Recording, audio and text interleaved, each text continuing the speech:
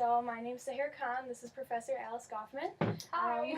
We'll be interviewing about her job. It'll be an occupational interview. I just want to say thank you for taking the time out of your day. No problem. To talk Happy to to do it. So I guess what we could start out with is what exactly is your job title? I'm an assistant professor of sociology Okay. here at Madison. And something that interested me was your career path, because it seems like you do a lot more than just teach. You do a lot of very different things. So I just wanted to know a little bit more about the breadth of what you do. So I guess I do a lot of research, Mm-hmm. and a lot of public speaking, Mm-hmm. and lately I've been doing a lot of interviews with reporters and like radio stuff Mm-hmm. in the next couple weeks, Mm-hmm. because a book I wrote just came out. So it's been Cool. a lot of things that are distracting me from teaching, which is my real love. So Yeah. it's a balance. So what I guess I'm hearing you say is that teaching is where your interests really lie. What made you realize that this was Both. both? I mean, Okay.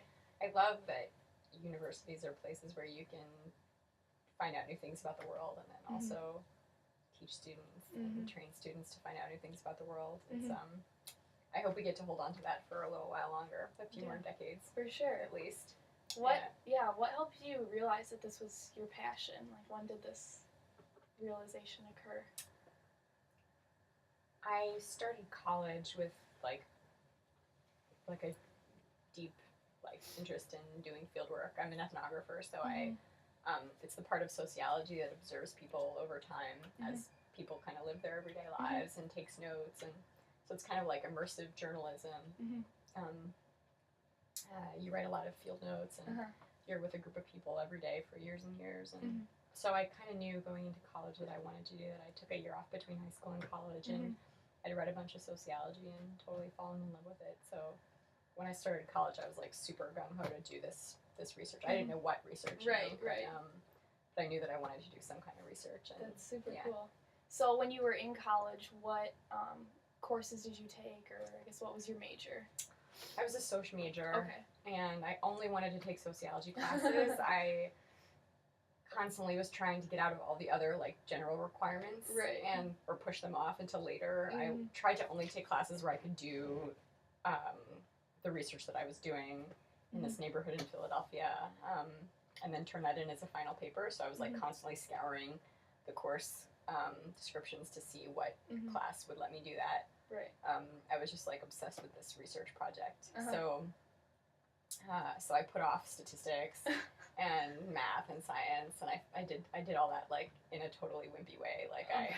I took to fulfill the science requirement, I did oceanography. Nice. At the University of Hawaii.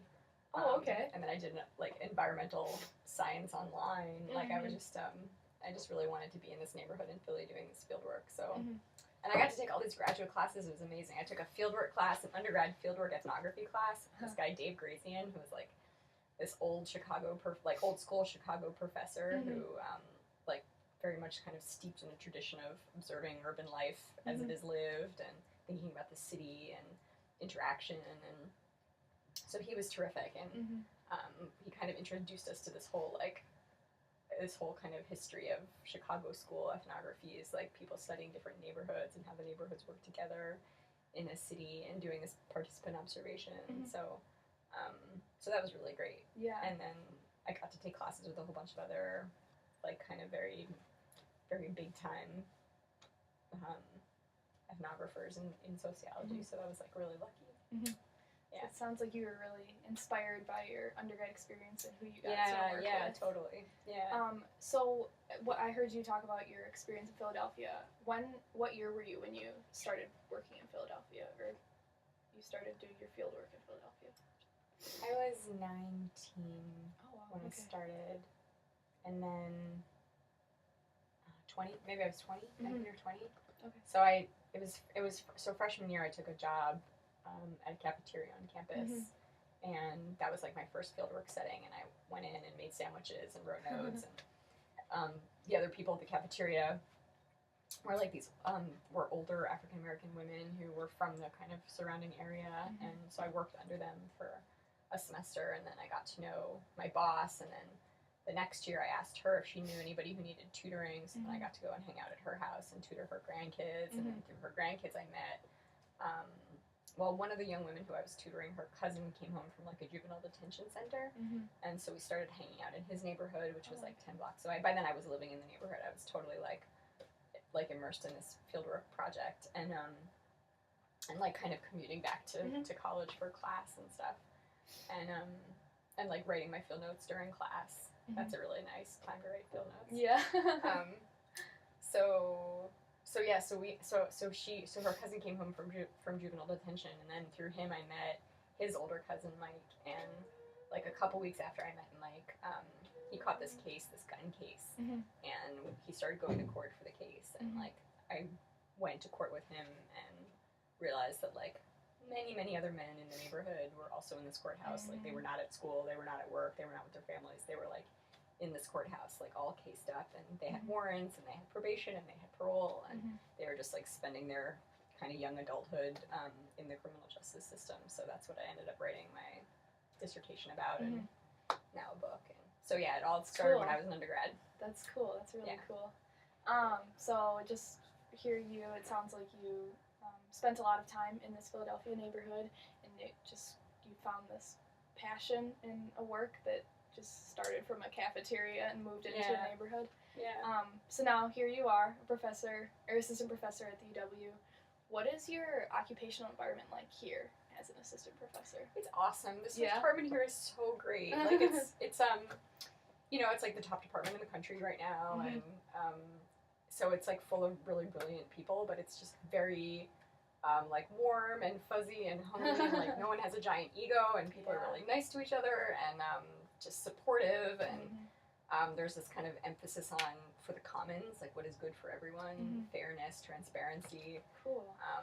So, and the students are awesome. The graduate students are awesome. The undergrad students are awesome. So I'm like, I couldn't be happier. I feel so lucky to have this job. Yeah. So, are the hours are they pretty flexible, and do you kind of get to see that stuff? Yeah, I mean, I work a lot. Yeah, I don't have hobbies. I work all the time, but I do it because I really want to do it. I just recently met a couple of assistant professors who like have a totally different attitude about work. Like they are working to get tenure, and they are working to like, I mean, they love it, right? But like it feels like a job. Like they have to push themselves to show up in the morning, even when sometimes they don't want to. I'm totally like a hedonist about it. Like I'm just here because like it's really fun. Like, all the parts that are, you know, like the teaching is super fun, and like watching the students do their projects is awesome, and the research is awesome, and the writing is amazing. Like I just really I just love doing it. Cool. Yeah, that sounds awesome. I hope you find something like that in life that you're like. It's just such a rare thing, you know. Most people have jobs that they sort of, sometimes there are good parts and bad parts. Sometimes they really don't want to get up in the morning, you know, but I wish for you something. Thank you, I appreciate that. So it sounds like you like the environment you live in, you work in. You love it. Yeah, I really do. So what's the, I guess, not the worst part about your job, or the part that you don't really like? I mean, there are fewer hours in the day than students that I want to train. Like there are graduate students who I train a lot of graduate students, and I wish I could, I wish I was 3 people and I could train twice as many. So there's kind of these trade-offs about, where are you going to spend your hours? So I think I just, so there's that. There's, what else? I don't know, it's such a great gig. I mean, we worry, right, that now higher education is going to be completely changed in the next couple of decades. Who knows what it will look like. These jobs that are that you get to have for life, where you get to do the research that you want and teach, they may not exist, in 30 years. So that's a worry that I have. That is sad. But hopefully, fingers crossed. Yeah. We'll get to still be here. Yeah. So, I get that was a question I was going to ask you, is how the future outlook of this job is looking for, new undergrads or people of my age. I mean, it's such a different landscape now. I mean, there's just, not just MOOCs, but like just the whole role of higher education in the world. I mean, I think there was this enormous opening up of higher education to women, to people of color, to poor people in the past half century. And now we're seeing again these major changes in terms of how to teach a class. Will there be classrooms in 20 years? Will everything be online? Right. What will that mean for, people say that like the kind of most prestigious universities will endure because people will always want to have graduated from them. But what will it mean for everybody else? State universities, the funding has been cut so much in our state. Yeah, for sure. So, so I'm concerned. Yeah. But it also just makes me feel really lucky to be alive right now, doing this. That's cool. Yeah. So some other questions I was thinking of along those lines were, I can't remember. It's so cool that you don't have notes. Did you memorize the questions? No, we just had to have like an outline of something that we wanted to do, and just to make it be more, I guess, personal, and to flow the interview instead of having structured questions where you kind of skip things. So I'd rather flow. You're doing great. Thank you. Yeah. So I guess some more questions I had were along the lines of someone in my shoes, like what I would do in terms of like what types of classes would you suggest I take if I want to see if that's where my interest is, because as I mentioned in our email, I've always been like medicine since I was little. Yeah. But I read one of your excerpts in my social class last semester, and I was like, let me go declare a criminal justice certificate. It was just immediate, and when you started talking that's about awesome. the way your job was, like how you have this passion, that's like what I felt when I read your work, and I thought that was so cool. Thank you. That's awesome. No problem. So what major are you now? I'm bio and psych and a criminal justice certificate. So I'm kind of doing like, here's all my MCAT stuff, but I want to see like there may be something else I want to do. Yeah. But it's there's so many ways to like affect major change in the world. Yeah. I mean, I think having a medical degree is a great way to do that. I think you kind of want to pick some combination of something you're really good at and something that could have. I mean, if your object is to really influence what happens in the lives of other people, that's not everybody's like goal. I don't know. But I think thinking about how to kind of shape what is to come, I think the people who have the most influence are people who have gotten really, really good at something. Yeah. And it almost doesn't really matter what that thing is. Like, getting really, really good at something can give you a platform to affect change. So you kind of want to pick the thing that you really like doing, and the thing that you're good at. Yeah. I think a lot of people come into sociology from activism or from medicine or from law or from a lot of people who come into graduate school in sociology have not so much medical degrees. A lot of them have law degrees or policy degrees, and they want to learn how to do like systematic research. There's this idea that doing research gives you more of a mouthpiece to shape than just sort of talking.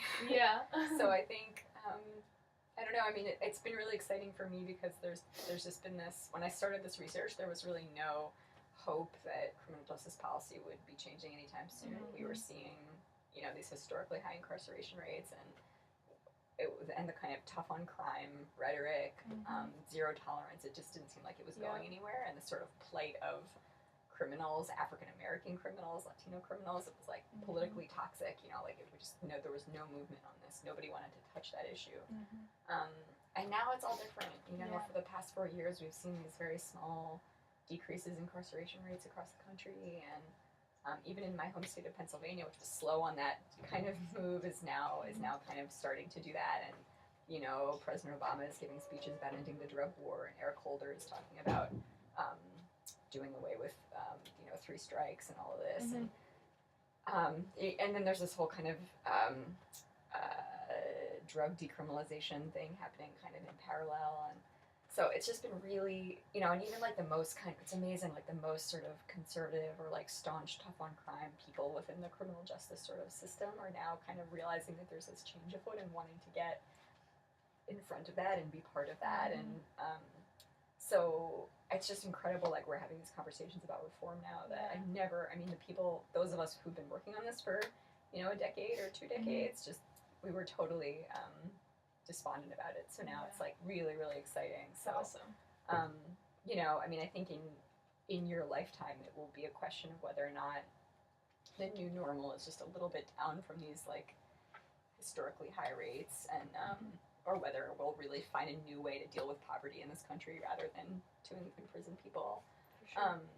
And whether, you know, we can get back to like rates from the 1960s and kind of deal with the problems that predated mass incarceration, you know, poverty, violence, hunger, you know, economic exclusion of minority groups. And so I think it's really exciting. It's like a really exciting time. So I encourage you to be part of that in whatever way, you know, whatever way you feel, you know. I mean, there's all these like, you know, I mean, I think there are people in policy schools, and there are people in social work, and there are people in law, and there are people in sociology, and there's just a ton of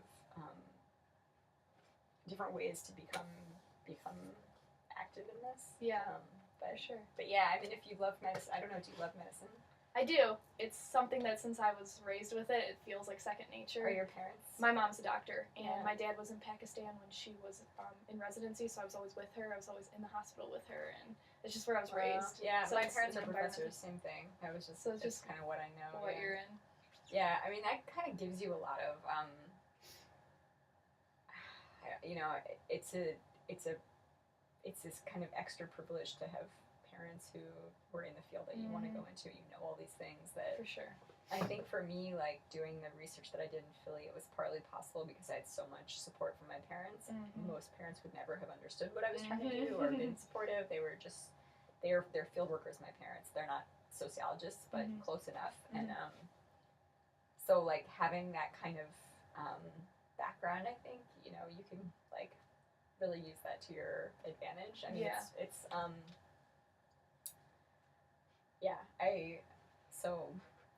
anyway, go medicine. That's what I'm trying to say. Yeah. I mean, I don't know, there's all these, so like there's a lot of action around these issues in hospitals. Like San Francisco has this whole like haven, what is it called? Safe haven thing where like, so like in Philadelphia, hospitals become these major conduits for arrests because police are there with shooting victims or with people who they've beaten, who they bring to the hospital to get patched up before they can take them to the police station. And so going to the hospital is this really dangerous thing. So there's this whole kind of underground market of healthcare for people who are too scared to go because of their legal entanglements. But then there are cities where like anybody can go to the hospital and not be worried about getting arrested or being deported. And San Francisco is one of them. So I mean, there's also this whole thing around the medical care that's provided in prisons. So like for lots of poor men, that's the only medical care that they get. And I don't know. So there's like a lot of ways to be in medicine and be really involved in this. If this is like a, you know, like a movement that you care about or a social problem that you care about. Anyway. So that was really helpful. Overall, it sounds like we discussed that this is something that you found a passion in very like early in your life, and you know through the support of your parents and almost seeing what your parents do, as well as the experiences you had in undergrad with your different professors. And that you did this work in Philadelphia, and it's added a lot to your, I guess your current job that you hold. It's not just a teaching what you do. You do a lot of ethnography and other things like that. I mean, this is a Research One university, so any professor here is doing a lot of research as well as teaching, which is cool because then you get to be in class with people who are like,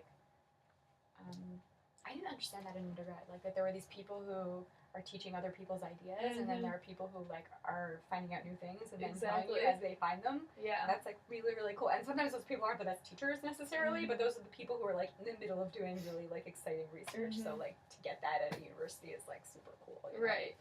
Yeah. So cool. Is there like anything that you think I missed overall? No. Okay. I think so. Yeah. Well, thank you for Yeah, having this pleasure. interview with me. Yeah, I really absolutely. appreciated it. Yeah. Please keep in touch. Let me know what you do with your What life. happens, What yeah. you do with your fabulous life. Yeah. I'll put it in this. Hold on.